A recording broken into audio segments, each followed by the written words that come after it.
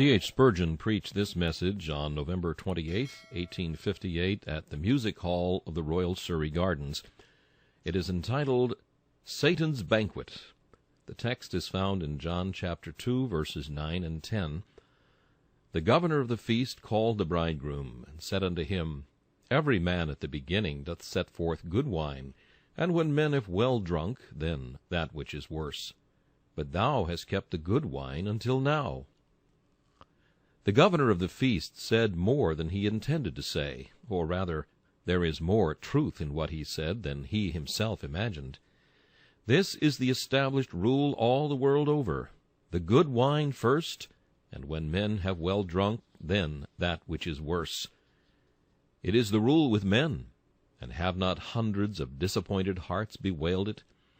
Friendship first, the oily tongue, the words softer than butter, and afterwards the drawn sword. Ahithophel first presents the lordly dish of love and kindness to David, then afterwards that which is worse, for he forsakes his master and becomes the counselor of his rebel son. Judas presents first the dish of fair speech and of kindness. The Savior partook thereof. He walked to the house of God in company with him, and took sweet counsel with him. But afterwards there came the dregs of the wine. He that eateth bread with me hath lifted up his heel against me. Judas the thief betrayed his master, bringing forth afterwards that which is worse. You have found it so with many whom ye thought your friends. In the heyday of prosperity, when the sun was shining, and the birds were singing, and all was fair and gay and cheerful with you, they brought forth the good wine. But there came a chilling frost, and nipped your flowers, and the leaves fell from the trees, and your streams were frosted with the ice. And then they brought forth that which is worse. They forsook you and fled. They left you in your hour of peril, and taught you that great truth, that cursed is he that trusteth in man, and maketh flesh his arm. And this is the way the world over. I say it once again, not merely with men, but with nature too. Alas for us, if thou were all, and not beyond, O earth! For doth not this world serve us just the same? In our youth it brings forth the best wine. Then we have the sparkling eye, and the ear attuned to music. Then the blood flows swiftly through the veins, and the pulse beats joyously. But wait a while, and there shall come forth afterwards that which is worse. For the keepers of the house shall tremble, and the strong men shall bow themselves. The grinders shall fail, because they are few. They that look out of the windows shall be darkened. All the daughters of music shall be brought low. Then shall the strong man totter. The grasshopper shall be a burden, and desire shall fail. The mourners shall go about the streets. First there is the flowing cup of youth, and afterwards the stagnant waters of old age, unless God shall cast into those dregs a fresh flood of his loving kindness and tender mercy, so that once again, as it always happeneth to the Christian, the cup shall run over, and again sparkle with delight. O Christian, trust not thou in men. Rely not thou upon the things of this present time. For this is evermore the rule with men and with the world, the good wine first, and when ye have well drunken, then that which is worse. This morning, however, I am about to introduce you to two houses of feasting. First I shall bid you look within the doors of the devil's house, and you will find he is true to this rule. He brings forth first the good wine, and when men have well drunk, and their brains are muddled therewith, then he bringeth forth that which is worse. Having bidden you to look there and tremble, and take heed to the warning, I shall then attempt to enter with you into the banqueting house of our beloved Lord and Master Jesus Christ, and of him we shall be able to say, as the governor of the feast said to the bridegroom, Thou hast kept the good wine until now. Thy feasts grow better and not worse. Thy wines grow richer. Thy viands are daintier far, and thy gifts more precious than before. Thou hast kept the good wine until now. First, we are to take a warning glance at the house of feasting which Satan hath builded. For as wisdom hath builded her house, and hewn out her 7 pillars, so hath folly its temple and its tavern of feasting, into which it continually tempts the unwary. Look within the banqueting house, and I will show you 4 tables, and the guests that sit thereat. And as you look at those tables, you shall see the courses brought in. You shall see the wine cups brought, and you shall see them vanish one after another. And you shall mark that the rule holds good at all 4 tables, first the good wine, and afterwards that which is worse. Yea, I shall go further, afterwards that which is worst of all. At the first table to which I shall invite your attention, though I beseech you never to sit down and drink thereat, sit the profligate. The table of the profligate is a gay table. It is covered over with a gaudy crimson, and all the vessels upon it look exceedingly bright and glistening. Many there be that sit thereat, but they know not that they are the guests of hell, and that the end of all the feast shall be in the depths of perdition. See ye now the great governor of the feast as he comes in? He has a bland smile upon his face. His garments are not black, but he is girded with a robe of many colors. He hath a honeyed word on his lip, and a tempting witchery in the sparkle of his eye. He brings in the cup, and he says, Hey, young man, drink thereat. It sparkleth in the cup, it moveth itself aright. Do you see it? It is the wine-cup of pleasure. This is the first cup at the banqueting house of Satan. The young man takes it, and sips the liquor. At first it is a cautious sip. It is but a little he will take, and then he will restrain himself. He does not intend to indulge much in lust. He means not to plunge headlong into perdition. There is a flower there on the edge of that cliff. He will reach forward a little and pluck it. But it is not his intention to dash himself from that crag and destroy himself. Not he. He thinks it easy to put away the cup when he has tested its flavor. He has no design to abandon himself to its intoxication. He takes a shallow draught. But oh, how sweet it is! How it makes his blood tingle within him! What a fool I was not to have tasted this before, he thinks. Was ever joy like this? Could it be thought that bodies should be capable of such ecstasy as this? He drinks again. This time he takes a deeper draught, and the wine is hot in his veins. Oh, how blessed is he! What would he not say now in the praise of Bacchus or Venus or whatever shape Beelzebub chooses to assume? He becomes a very orator in praise of sin.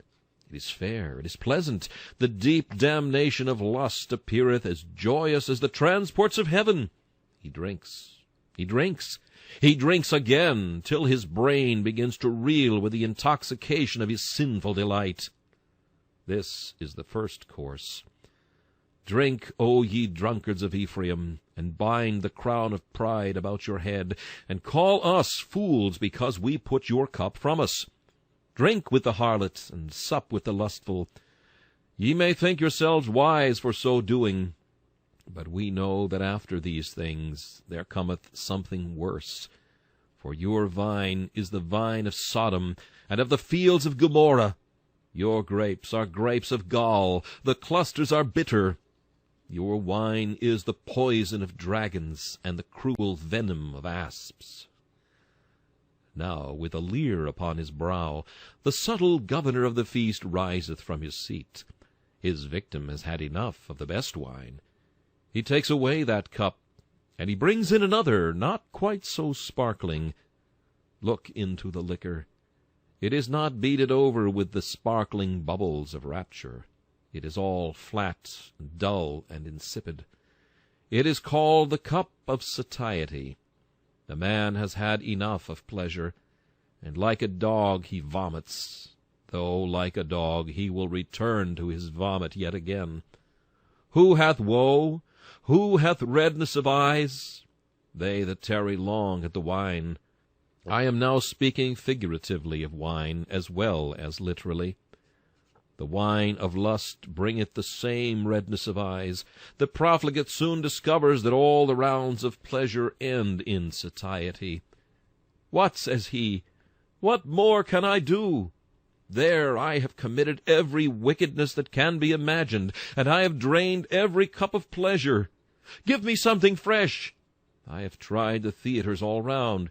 There, I don't care so much as one single farthing for them all. I have gone to every kind of pleasure that I can conceive. It is all over. Gaiety itself grows flat and dull. What am I to do? And this is the devil's second course, the course of satiety, a fitful drowsiness, the result of the previous excess. Thousands there are who are drinking of the tasteless cup of satiety every day, and some novel invention whereby they may kill time, some new discovery whereby they may give a fresh vent to their iniquity, would be a wonderful thing to them. And if some man should rise up who could find out for them some new fashion of wickedness, some deeper depths in the deeps of the nethermost hell of lasciviousness, they would bless his name for having given them something fresh to excite them. That is the devil's second course. And do you see them partaking of it? There are some of you that are having a deep draught of it this morning. You are the jaded horses of the fiend of lust, the disappointed followers of the will-o'-the-wisp of pleasure. God knows if you were to speak your heart out, you would be obliged to say, There, I have tried the pleasure, and I do not find it pleasure. I have gone the round, and I am just like the blind horse at the mill. I have to go round again. I am spellbound to the sin, but I cannot take delight in it now as I once did, for all the glory of it is as a fading flower, and as the hasty fruit before the summer. A while the feaster remains in the putrid sea of his infatuation, but another scene is opening. The governor of the feast commandeth another liquor to be broached. This time the fiend bears a black goblet, and he presents it with eyes full of hell fire, flashing with fierce damnation. Drink of that, sir, says he, and the man sips it, and starts back, and shrieks, O God, that ever I must come to this! You must drink, sir. He that quaffs the first cup must drink the second, and the third. Drink, though it be like fire down your throat. Drink it, though it be as the lava of Etna in your bowels. Drink, you must drink. He that sins must suffer. He that is a profligate in his youth must have rottenness in his bones, and disease within his loins. He who rebels against the laws of God must reap the harvest in his own body here. Oh, there are some dreadful things that I might tell you of this third course.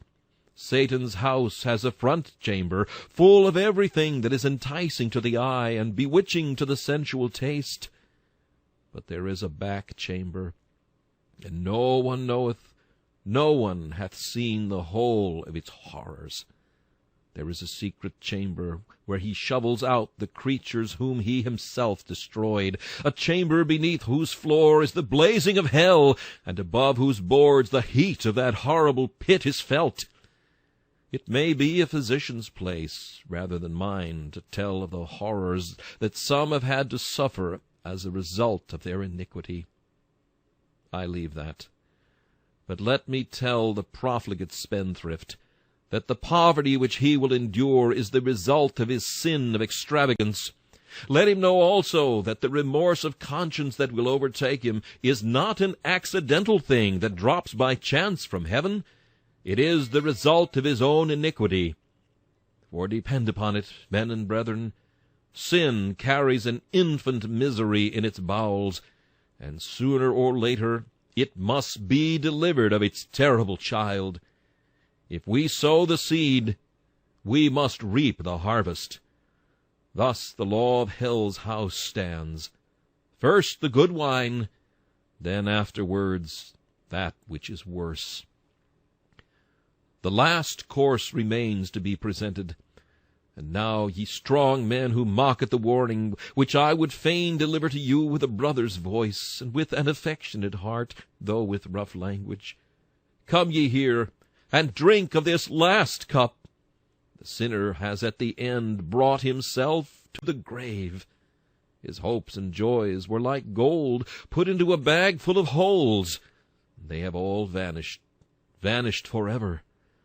And now he has come to the last. His sins haunt him, his transgressions perplex him. He is taken like a bull in a net, and how shall he escape? He dies, and descends from disease to damnation. Shall mortal language attempt to tell you the horrors of that last tremendous cup, of which the profligate must drink, and drink forever? Look at it. Ye cannot see its depths, but cast an eye upon its seething surface. I hear the noise of rushing to and fro, and a sound as of a gnashing of teeth, and the wailing of despairing souls. I look into that cup, and I hear a voice coming up from its depths. These shall go away into everlasting punishment. For Tophet is prepared of old, the pile thereof is wood and much smoke. The breath of the Lord, like a stream of brimstone, shall kindle it. And what say ye to this last course of Satan? Who among us shall dwell with the devouring fire? Who among us shall dwell with everlasting burnings? Profligate, I beseech thee, in the name of God, start from this table. Oh, be not so careless at thy cups. Be not so asleep, secure in the peace which thou now enjoyest. Man, death is at the door, and at his heels is swift destruction. As for you, who as yet have been restrained by a careful father, and the watchfulness of an anxious mother, I beseech you, shun the house of sin and folly. Let the wise man's words be written on thine heart, and be thou mindful of them in the hour of temptation. Remove thy way far from her, and come not nigh to the door of her house. For the lips of a strange woman drop as in honeycomb, and her mouth is smoother than oil. But her end is bitter as wormwood, sharp as a two-edged sword. Her feet go down to death. Her steps take hold on hell. Do you see that other table yonder in the middle of the palace? Ah, good, easy souls! Many of you had thought that you never went to the feast of hell at all. But there is a table for you, too. It is covered over with a fair white cloth, and all the vessels upon the table are most clean and comely. The wine looks not like the wine of Gomorrah. It moveth aright, like the wine from the grapes of Eshcol. It seems to have no intoxication in it. It is like the ancient wine which they pressed from the grape into the cup, having in it no deadly poison. Do you see the men who sit at this table? How self-contented they are! Ask the white fiends who wait at it, and they will tell you. This is the table of the self-righteous. The Pharisee sits there. You may know him. He has his phylactery between his eyes. The hem of his garment is made exceeding broad. He is one of the best professors. Ah, saith Satan, as he draws the curtain and shuts off the table where the profligates are carousing, be quiet. Don't make too much noise, lest these sanctimonious hypocrites should guess what company they are in. Those self-righteous people are my guests quite as much as you, and I have them quite as safely. So Satan, like an angel of light, brings forth a gilded goblet, looking like the chalice of the table of communion. And what wine is that? It seems to be the very wine of the sacred Eucharist. It is called the wine of self-satisfaction, and around the brim you may see the bubbles of pride. Look at the swelling froth upon the bowl. God, I thank thee that I am not as other men are, extortioners, unjust, adulterers, or even as this publican. You know that cup, my self-deceiving hearers. Oh, that ye knew the deadly hemlock which is mixed therein. Sin as other men do? Not you, not at all. You are not going to submit yourself to the righteousness of Christ. What need you? You are as good as your neighbors. If you are not saved, you ought to be, you think. Don't you pay everybody 20 shillings in the pound? Did you ever rob anybody in your life? You do your neighbors a good turn. You are as good as other people, very good. That is the first cup the devil gives, and the good wine makes you swell with self-important dignity as its fumes enter your heart and puff it up with an accursed pride. Yes, I see you sitting in the room so cleanly swept and so neatly garnished, and I see the crowds of your admirers standing around the table, even many of God's own children, who say, "Oh, that I were half as good as he!" while the very humility of the righteous provides you with provender for your pride. Wait a while, thou unctuous hypocrite, wait a while, for there is a second course to come. Satan looks with quite as self-satisfied an air upon his guests this time as he did upon the troop of rioters. "Ah," says he, "I cheated those gay fellows with a cup of pleasure. I gave them afterwards the dull cup of satiety. And I have cheated you, too. You think yourselves all right, but I have deceived you twice. I have befooled you, indeed." So he brings in a cup which sometimes he himself does not like to serve. It is called the cup of discontent and unquietness of mind. And many there be that have to drink this after all their self-satisfaction. Do you not find, you that are very good in your own esteem, but have no interest in Christ, that when you sit alone and begin to turn over your accounts for eternity, that they do not square somehow, that you cannot strike the balance exactly to your own side after all, as you thought you could? Have you not sometimes found that when you thought you were standing on a rock, there was a quivering beneath your feet? You heard the Christian sing boldly, "Bold shall I stand in that great day, for who aught to my charge shall lay? While through thy blood absolved I am from sin's tremendous curse and shame." And you have said, "Well, I cannot sing that. I have been as good a churchman as ever lived. I never missed going to my church all these years, but I cannot say I have a solid confidence." You had once a hope of self-satisfaction, but now the second course has come in, and you are not quite so contented. "Well," says another, "I have been to my chapel, and I have been baptized, and made a profession of religion, though I was never brought to know the Lord in sincerity and in truth. And I once thought it was all well with me, but I want a something which I cannot find." Now there comes a shaking in the heart.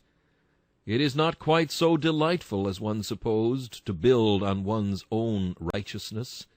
Ah, that is the second course. Wait a while, and mayhap in this world, but certainly in the hour of death, the devil will bring in the third cup of dismay at the discovery of your lost condition.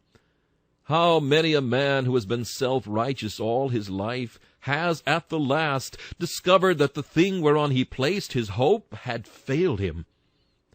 I have heard of an army who, being defeated in battle, had endeavored to make good a retreat.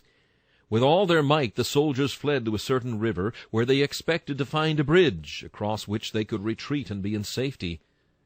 But when they came to the stream, there was a shriek of terror. "The bridge is broken! The bridge is broken!"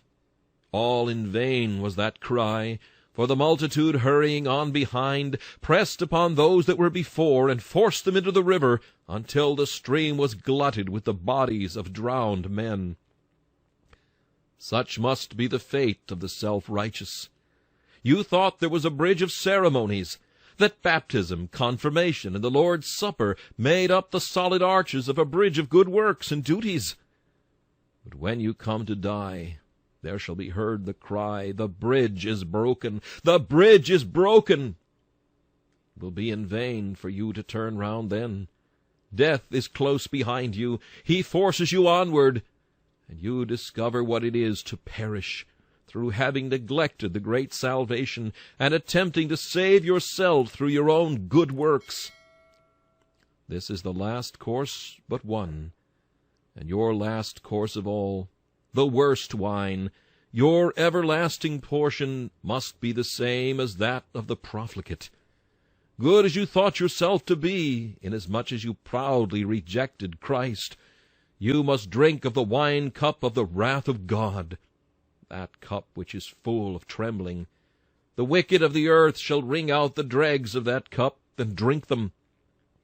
And you also must drink of it as deep as they. Oh, beware in time! Put away your high looks, and humble yourselves under the mighty hand of God. Believe on the Lord Jesus Christ, and ye shall be saved. Some of you have as yet escaped the lash, but there is a third table crowded with most honorable guests. I believe there have been more princes and kings, mayors and aldermen, and great merchants sitting at this table than at any other. It is called the table of worldliness. "Humph," says a man. "Well, I dislike the profligate. There's my eldest son. I've been hard at work saving up money all my life, and there's that young fellow. He will not stick to business. He has become a real profligate. I am very glad the minister spoke so sharp about that. As for me, there now, I don't care about all your self-righteous people a single farthing. To me it is of no account at all. I don't care at all about religion in the slightest degree. I like to know whether the funds rise or fall, or whether there's an opportunity of making a good bargain. That's about all I care for. Ah, worldling, I have read of a friend of yours who was clothed in scarlet and fine linen, and fared sumptuously every day. Do you know what became of him? You should remember it, for the same end awaits yourself. The end of his feast must be the end of yours. If your God is this world, depend upon it, you shall find that your way is full of bitterness. Now see that table of the worldly man, the mere worldling who lives for gain. Satan brings him in a flowing cup. There, says he, young man, you are starting in business. You need not care about the conventionalities of honesty, or about the ordinary old-fashioned fancies of religion. Get rich as quick as ever you can. Get money, honestly if you can, but if not, get it anyhow, says the devil, and down he puts his tankard. There, says he, is a foaming draught for you. Yes, says the young man, I have abundance now. My hopes are indeed realized.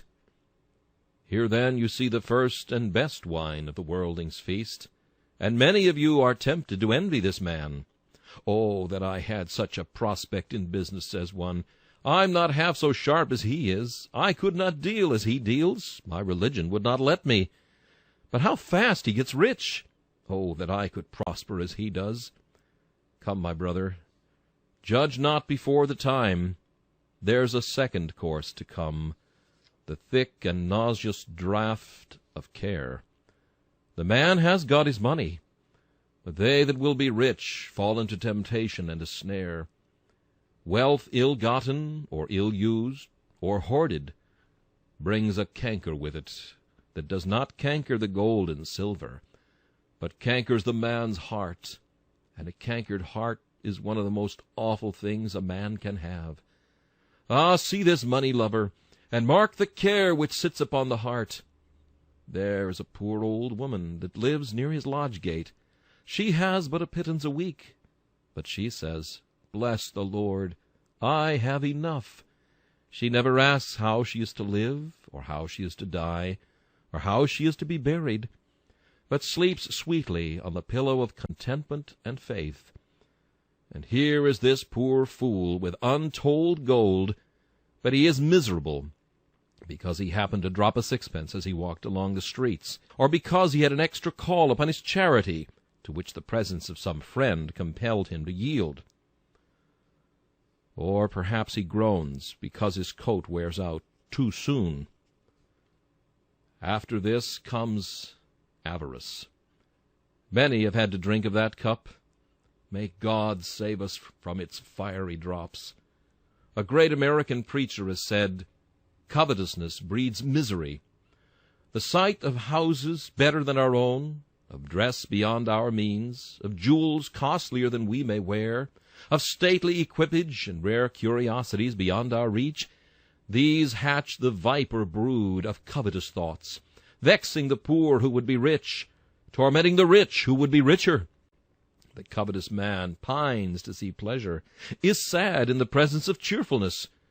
The joy of the world is his sorrow, because all the happiness of others is not his. I do not wonder that God abhors him. He inspects his heart as he would a cave full of noisome birds, or a nest of rattling reptiles, and loathes the sight of its crawling tenants. To the covetous man, life is a nightmare, and God lets him wrestle with it as best he may. Mammon might build its palace on such a heart, and pleasure bring all its revelry there, honor all its garlands. It would be like pleasures in a sepulchre, and garlands on a tomb. When a man becomes avaricious, all he has is nothing to him.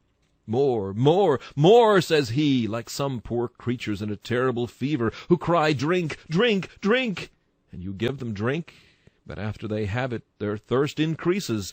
Like the horse leech, they cry, give, give, give. Avarice is a raving madness which seeks to grasp the world in its arms, and yet despises the plenty it has already. This is a curse of which many have died, and some have died with the bag of gold in their hands, and with misery upon their brow, because they could not take it with them into their coffin, and could not carry it into another world. Well, then, there comes the next course. Baxter and those terrible old preachers used to picture the miser and the man who lived only to make gold in the middle of hell, and they imagined Mammon pouring melted gold down his throat. There, say the mocking devils, that is what you wanted. You have got it now. Drink, drink, drink. And the molten gold is poured down. I shall not, however, indulge in any such terrible imaginations. But this much I know, that he that liveth to himself here must perish. He who sets his affections upon the things on earth hath not digged deep. He hath built his house upon the sands. And when the rain descends and the floods come, down must come his house, and great must be the fall thereof. It is the best wine first, however. It is the respectable man, respectable and respected. Everybody honors him. And afterwards, that which is worse, when meanness has beggared his wealth, and covetousness has maddened his brain. It is sure to come, as sure as ever you give yourself up to worldliness. The fourth table is set in a very secluded corner, in a very private part of Satan's palace. There is the table set for secret sinners, and here the old rule is observed. At that table, in a room well darkened, I see a young man sitting today, and Satan is the servitor, stepping in so noiselessly that no one would hear him.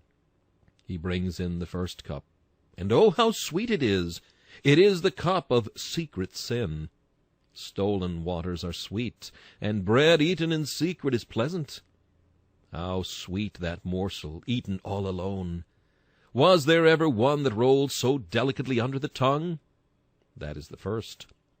After that he brings in another, the wine of an unquiet conscience. The man's eyes are opened. He says, "What have I done? What have I been doing?" "Ah," cries this Achan, "the first cup you brought me, I saw sparkling in that a wedge of gold, and a goodly Babylonish garment, and I thought, oh, I must have that. But now my thought is, what shall I do to hide this? Where shall I put it? I must dig. I must dig deep as hell before I shall hide it, for sure enough it will be discovered." The grim governor of the feast is bringing in a massive bowl, filled with a black mixture. The secret sinner drinks, and is confounded. He fears his sin will find him out. He has no peace, no happiness. He is full of uneasy fear. He is afraid that he shall be detected. He dreams at night that there is someone after him, that there is a voice whispering in his ear and telling him, "I know all about it. I will tell it." He thinks perhaps that the sin which he has committed in secret will break out to his friends. The father will know it. The mother will know it. Aye, it may be even the physician will tell the tale and blab out the wretched secret. For such a man there is no rest. He is always in dread of arrest. He is like the debtor I have read of, who, owing a great deal of money, was afraid the bailiffs were after him, and happening one day to catch his sleeve on the top of a palisade, said, "There, let me go. I'm in a hurry. I will pay you tomorrow," imagining that someone was laying hold of him.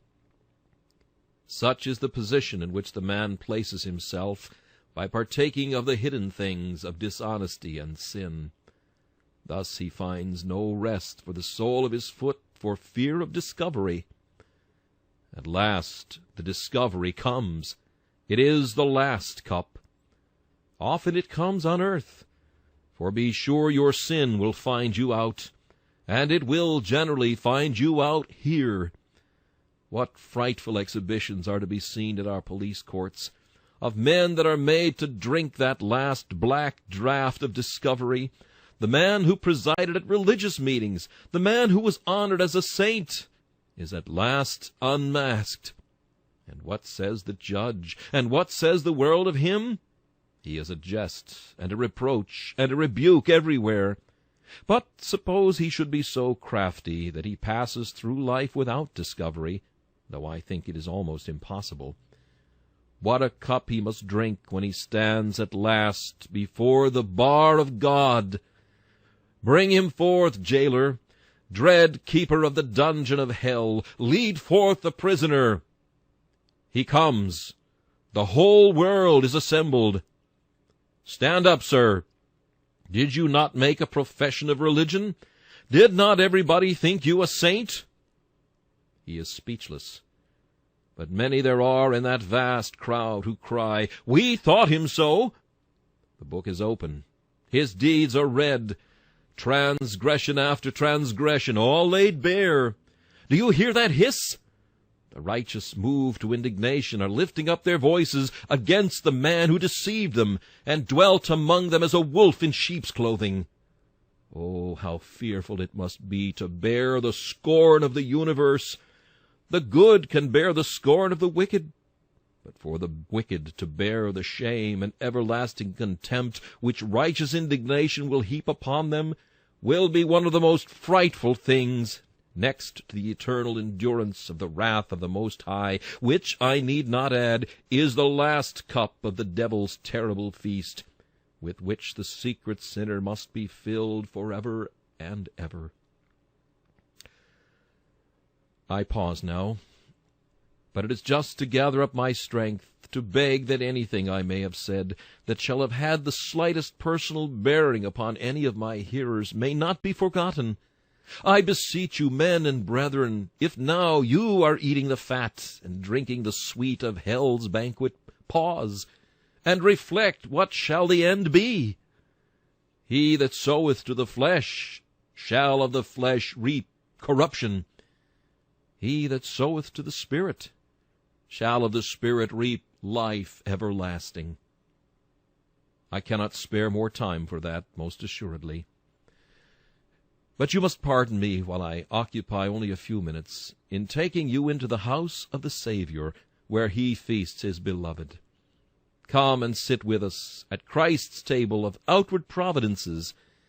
He does not feast his children after the fashion of the prince of darkness, for the first cup that Christ brings to them is very often a cup of bitterness. There are his own beloved children, his own redeemed, who have but sorry cheer. Jesus brings in the cup of poverty and affliction, and he makes his own children drink of it, till they say, "Thou hast made me drunken with wormwood, and thou hast filled me with bitterness." This is the way Christ begins, the worst wine first. When the sergeant begins with a young recruit, he first gives him a shilling, and then afterwards come the march and the battle. But Christ never takes his recruits so.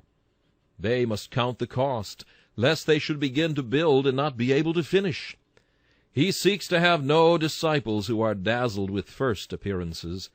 He begins roughly with them, and many have been his children who have found that the first course of the Redeemer's table has been affliction, sorrow, poverty, and want. In the olden times, when the best of God's people were at the table, he used to serve them worst, for they wandered about in sheepskins and goatskins, being destitute, afflicted, tormented, of whom the world was not worthy. And they kept on drinking of these bitter cups for many a day. But let me tell you afterwards, he brought out sweeter cups for them, and you that have been troubled have found it so. After the cup of affliction comes the cup of consolation, and oh, how sweet is that! It has been the privilege of these lips to drink that cup after sickness and pain. And I can bear witness that I said of my Master, Thou hast kept the best wine until now. It was so luscious that the taste thereof did take away every taste of the bitterness of sorrow. And I said, Surely the bitterness of this sickness is all past, for the Lord has manifested himself to me, and given me his best wine. But, beloved, the best wine is to come last. God's people will find it so outwardly. The poor saint comes to die. The Master has given him the cup of poverty, but now no more he drinks thereof. He is rich to all the intents of bliss. He has had the cup of sickness. He shall drink of that no more. He has had the cup of persecution. But now he is glorified together with his Master, and made to sit upon his throne. The best things have come last to him in outward circumstances. There were 2 martyrs once burned at Stratford-le-Bow. One of them was lame, and the other blind. And when they were tied to the stake, the lame man took his crutch and threw it down, and said to the other, Cheer up, brother, this is the sharp physic that shall heal us. I shall not be lame within an hour of this time, nor shalt thou be blind. No, the best things were to come last. But I've often thought that the child of God is very much like the Crusaders.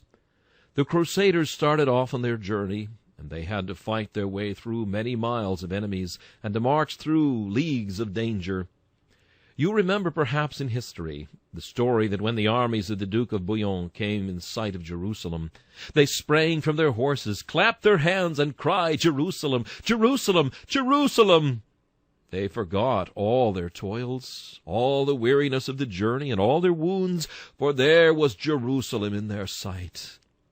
And how will the saint at last cry, Jerusalem, Jerusalem, when all sorrow and all poverty and sickness are past, and he is blessed with immortality? The bad wine, bad did I say? Nay, the bitter wine is taken away, and the best wine is brought out, and the saint sees himself glorified forever with Christ Jesus. And now we will sit down at the table of inward experience. The first cup that Christ brings to his children when they sit at that table is one so bitter that perhaps no tongue can ever describe it. It is the cup of conviction. It is a black cup, full of the most intense bitterness. The Apostle Paul once drank a little of it, but it was so strong that it made him blind for 3 days. The conviction of his sin overpowered him totally. He could only give his soul to fasting and to prayer. And it was only when he drank of the next cup that the scales fell from off his eyes. I have drunk of it, children of God, and I thought that Jesus was unkind. But in a little while he brought me forth a sweeter cup, the cup of his forgiving love, filled with the rich crimson of his precious blood. Oh, the taste of that wine is in my mouth this very hour, for the taste thereof is as the wine of Lebanon that abideth in the cask for many a day. Do you not remember when, after you had drunk the cup of sorrow, Jesus came and showed you his hands and his side, and said, Sinner, I have died for thee, and given myself for thee. Believe on me. Do you not remember how you believed and sipped the cup, and how you believed again and took a deeper draught and said, Blessed be the name of God from this time forth and forever. And let the whole earth say, Amen. For he hath broken the gates of brass, and cut the bars of iron asunder, and let the captives go free. Since then the glorious Master has said to you, Friend, come up higher. And he has taken you to upper seats in the best rooms, and he has given you sweeter things. I will not tell you today of the wines which you have drunk. The spouse in Solomon's song may supply the deficiency of my sermon this morning. She drank of the spiced wine of his pomegranate. And so have you, in those high and happy moments when you have had fellowship with the Father and with his Son, Jesus Christ. But tarry a while. He has kept the best wine yet. You shall soon come near the banks of the Jordan, and then you shall begin to drink of the old wine of the kingdom that has been barreled up since the foundation of the world. The vintage of the Saviour's agony, the vintage of Gethsemane soon shall be broached for you, the old wine of the kingdom. You are come into the land Beulah, and you begin to taste the full flavor of the wines on the lees well refined. You know how Bunyan describes the state which borders on the vale of death. It was a land flowing with milk and honey, a land where the angels often came to visit the saints and to bring bundles of myrrh from the land of spices. And now the high step is taken. The Lord puts his finger upon your eyelids and kisses your soul out at your lips. Where are you now? In a sea of love and life and bliss and immortality. O Jesus, Jesus, Jesus, thou hast indeed kept the best wine until now. My Master, I have seen thee on the Sabbath, but this is an everlasting Sabbath. I have met thee in the congregation, but this is a congregation that never shall break up. O my Master, I have seen the promises, but this is the fulfillment. I have blessed thee for gracious providences, but this is something more than all these. Thou didst give me grace, but now thou hast given me glory. Thou wast once my shield, but thou art now my Son. I am at thy right hand, where there is fullness of joy forever. Thou hast kept the best wine until now. All I ever had before was as nothing compared with this. And lastly, for only time fails me, I could preach a week upon this subject. The table of communion is one at which God's children must sit, and the first thing they must drink of there is the cup of communion with Christ in his sufferings. If thou wouldst come to the table of communion with Christ, thou must first of all drink of the wine of Calvary. Christian, thy head must be crowned with thorns, thy hands must be pierced. I mean not with nails, but spiritually thou must be crucified with Christ. We must suffer with him, or else we cannot reign with him. We must labor with him first. We must sup of the wine which his Father gave him to drink, or else we cannot expect to come to the better part of the feast. After drinking of the wine of his sufferings, and continuing to drink of it, we must drink of the cup of his labors. We must be baptized with his baptism. We must labor after souls, and sympathize with him in that ambition of his heart, the salvation of sinners. And after that he will give us to drink of the cup of his anticipated honors. Here on earth we shall have good wine in communion with Christ in his resurrection, in his triumphs and his victories. But the best wine is to come at last. O chambers of communion, your gates have been opened to me, but I have only been able to glance within them. But the day is coming when on your diamond hinges ye shall turn, and stand wide open forever and ever, and I shall enter into the King's palace, and go no more out. O Christian, Thou shalt soon see the King in his beauty. Thy head shall soon be on his bosom. Thou shalt soon sit at his feet with Mary. Thou shalt soon do as the spouse did. Thou shalt kiss him with the kisses of his lips, and feel that his love is better than wine. I can conceive you, brethren, in the very last moment of your life, or rather, in the first moment of your life, saying, He has kept the best wine until now. When you begin to see him face to face, when you enter into the closest fellowship, with nothing to disturb or to distract you, then shall you say, The best wine is kept until now. A saint was once dying, and another sat by him and said, Farewell, brother. I shall never see you again in the land of the living. Oh, said the dying man, I shall see you again in the land of the living that is up yonder, where I am going. This is the land of the dying. Oh, brethren and sisters, if we should never meet again in the land of the dying, have we a hope that we shall meet in the land of the living, and drink the best wine at last? This message, Satan's Banquet, was preached by Charles Haddon Spurgeon on November 28, 1858. This is Charles Kelsch inviting you to join me again for another message from the Prince of Preachers.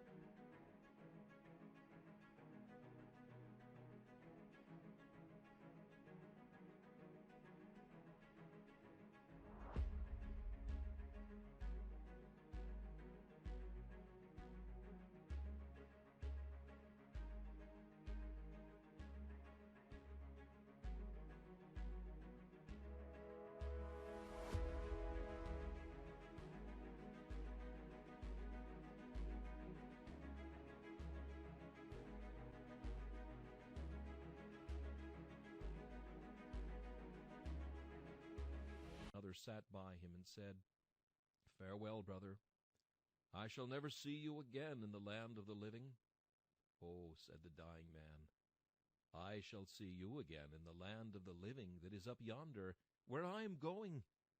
This is the land of the dying. Oh, brethren and sisters, if we should never meet again in the land of the dying, have we a hope that we shall meet in the land of the living, and drink the best wine at last? This message, Satan's Banquet, was preached by Charles Haddon Spurgeon on November 28th, 1858. This is Charles Kelsch inviting you to join me again for another message from the Prince of Preachers.